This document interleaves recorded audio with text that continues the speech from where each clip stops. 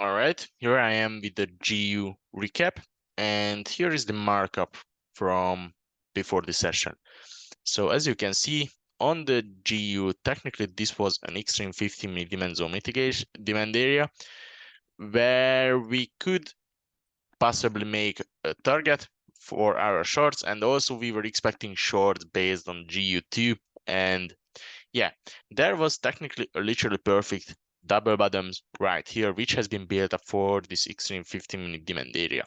Uh, just a quick note: I did not make 4-hour markups because everything has been explained in the weekend forecast that has been created by Marcel. It has been posted into the weekend forecast channel that you can find on Discord. So yeah, take a look on it. It's really recommended to watch that weekend forecast because you will have a clue about the higher time frame perspectives, about the higher time frame plans for this whole trading week. So yeah. So what happened on 15 minutes before London session? There was liquidity built up for this extreme 15-minute demand, and technically this liquidity could be a perfect target point. There was a flip on this 15-minute demand area that has been mitigated on Friday. Yeah. And this demand has been flipped from this 15-minute supply area where I was expecting confirmation entry, or if this supply area could not manage to do any confirmations, then I would execute longs up to these 5-minute supply areas. At this point right here, there wasn't any valuable supply area, not even on the 5-minute time frame and not even on the 15-minute time frame. So for my longs, I would target these 5-minute supply areas right here. This was the extreme of this whole movement, and this was the decision of this whole movement based on the 5-minute time frame. And based on these 5-minute time frames, I would look for confirmation entries and I would wait for confirmation entries, and technically these were the plans for this session. Also, if price would mitigate this 15-minute demand area, if a breakout structure happened here, we could look for further shorts. If a breakout structure happened here, we could mark out the newly formed supply area and we could wait for a possible confirmation entry on it. Or if a flip happened based on this newly formed supply area, then we could target the higher supply areas with our longs. So, technically, these were the plans for the 15-minute time frame on GU, and let's take a look on the real 15-minute time frame on GU. As you can see, the last recent supply zone mitigation happened right here, and some of you has executed a trade based on this 15-minute supply area. Personally, I did not execute it. It was a no-go zone for me because for me, the change of character has not happened, as you can see. I was expecting and I was waiting for a break of this low point right here because there was a 1-minute demand area and everything above this 5-minute demand area. Technically, this is not a really strong demand area because it couldn't manage to break above the last recent high point.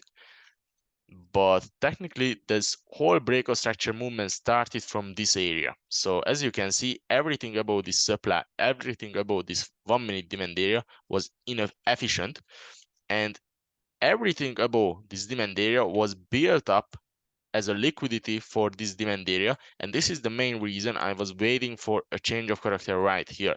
There was the last recent body break above this high point, as you can see, because there was the previous breakout structure. This was our newly formed high point, and price has made a new breakout structure right here, and some of you has marked this point as a change of character. The only reason because I did not mark this point as a change of character, because for me it was clearly part of the liquidity which has been built up for this 1-minute demand area, and after this demand zone mitigation I was expecting either a deeper mitigation, even though there was a 50% mitigation.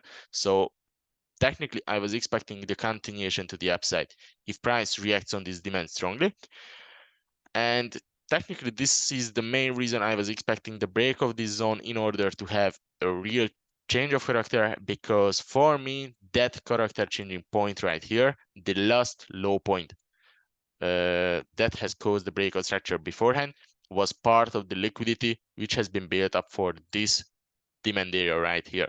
And technically That's the only reason I did not set a limit order right here, because change of character is really important, is a needed criteria. And yeah, this was a no-go zone for me. And as you can see, after the sweep of this 1 minute liquidity pool, after the strong reaction on this 1 minute demand area, price has made a deeper mitigation of the already mitigated 15-minute supply area. And actually the flip has happened after the deeper mitigation. So price has wigged the ball right here. There was a literally struggle for more than half an hour. Right here, price was struggling, ranging, and technically this is what happened in that 30 minutes. And after that, there was a flip of this supply area. So I was expecting longs up to the higher supply areas. The reason I was expecting further longs, because technically price has presented and created literally perfect double tops right here, which has been created for this 5-minute supply zone area.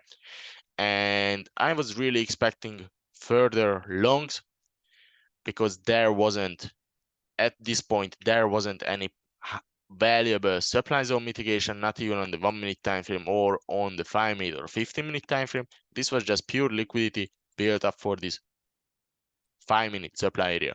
So after the small person mitigation right here, I was expecting a deeper mitigation, because there wasn't any liquidity take for the higher time frame zone. Price built up liquidity right here, as you can see at this point. And this liquidity has been swept into a deeper mitigation, and price, technically a 5-minute candle at this point, closed below this 5-minute demand area. So I wasn't really looking for GU today, to be honest. And let's take a look on the 15-minute time frame, and actually it was a 15-minute zone, not a 5-minute flip zone, sorry. So even a 15-minute candle has closed below that zone. So I wasn't really looking for longs after the break of this demand area right here. However, you can see that price clearly reacted actually on this 1 minute area below the 15-minute zone, and technically price had to sweep this liquidity in order to reverse the price. But after the break right here, I wasn't really looking for long confirmation entries based on this 15-minute demand zone mitigation, because it has been broken right here with the 15-minute candle. And also I was focusing on EU today a bit more than on GU, and that's the main reason I was executing the trade on EU and not on GU. And also this was my explanation, this was my thought process at this entry opportunity right here, which wasn't a valuable entry opportunity for me, because change of character did not happen for me. And I have already explained that for me, this change of character point was clearly part of this liquidity, and this liquidity pool has been created for only one reason: to mitigate this zone and reverse the price and trap some of you right here. But yeah, technically that's all, guys. I really hope you can grab some value from these recaps, and I want to wish all of you a nice rest of the day. See you guys tomorrow in London session, and take care.